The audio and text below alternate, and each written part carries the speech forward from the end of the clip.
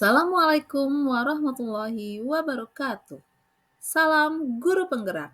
Bertemu lagi dengan saya, Trisma Yanti Syaida, calon guru penggerak angkatan 9 dari SDN 1 Ciburui, Kabupaten Bandung Barat.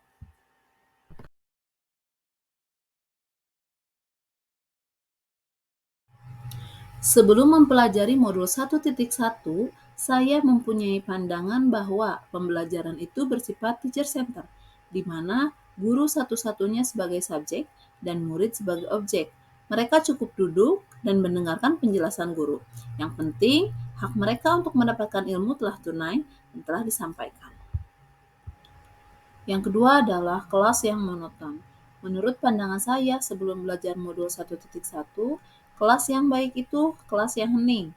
Mereka duduk rapi dengan tangan dilipat di atas meja, sehingga yang ada terciptalah kelas yang monoton, di mana guru menerangkan, kemudian diakhiri dengan murid mengisi soal-soal, dan jarang melakukan apresiasi di awal, kemudian review di akhir pembelajaran.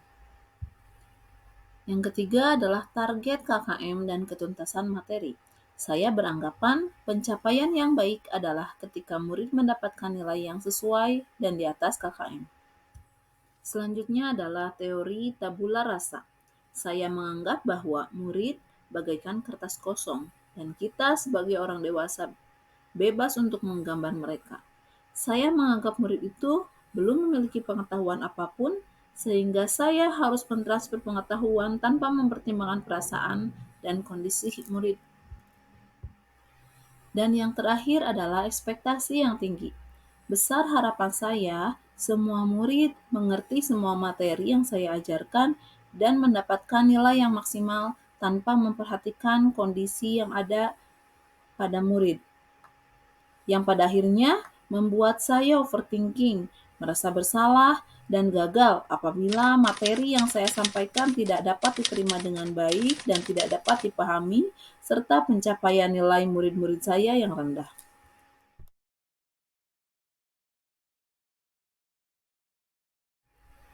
Setelah saya mempelajari modul 1.1 ini, saya merubah mindset saya menjadi pembelajaran akan berhasil jika pembelajaran bersifat student center, di mana murid bukan hanya berperan sebagai objek, tapi merekalah subjek dari pembelajaran itu sendiri yang harus mengembangkan pemikiran kreatif, kritis, aktif, mandiri, dan mampu menerapkan maupun memahami materi sesuai dengan kemampuan masing-masing. Guru berperan sebagai fasilitator pembelajaran. Yang kedua adalah kelas yang menyenangkan, di mana sekarang saya yakin kelas ideal itu bukan kelas yang di dalamnya murid-murid hening, duduk diam dengan tangan dilipat di atas meja, melainkan kelas yang aktif, hidup, berwarna, semuanya berinteraksi dan boleh menyampaikan keinginannya tanpa ada rasa takut.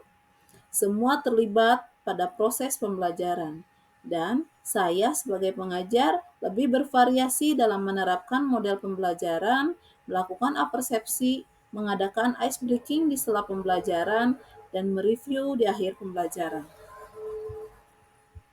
Selanjutnya, saya berusaha menjadi guru yang asyik.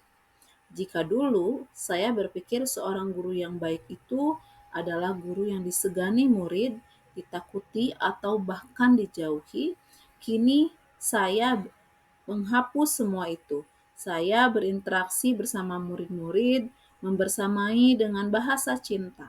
Saya menganggap murid-murid saya sebagai anak, sebagai teman, sehingga mereka merasa nyaman.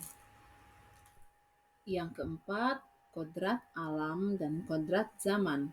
Saya sekarang membersamai murid-murid sesuai dengan kodrat alam dan zamannya. Tidak lagi menyamaratakan skill para murid. Saya jadi lebih sadar mereka sudah membawa potensi dan minat bakatnya.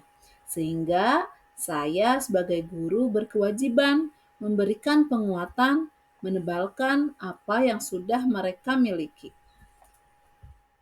Dan yang terakhir, saya berusaha menurunkan ekspektasi, membiarkan anak tumbuh sesuai dengan potensinya. Ketika ada anak yang mendapatkan nilai tinggi, Saya berusaha memberikan apresiasi.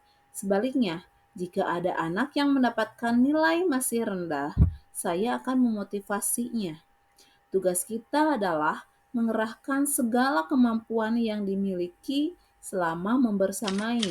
Namun, kita tidak bisa memaksakan dalam menentukan pencapaian murid-murid kita.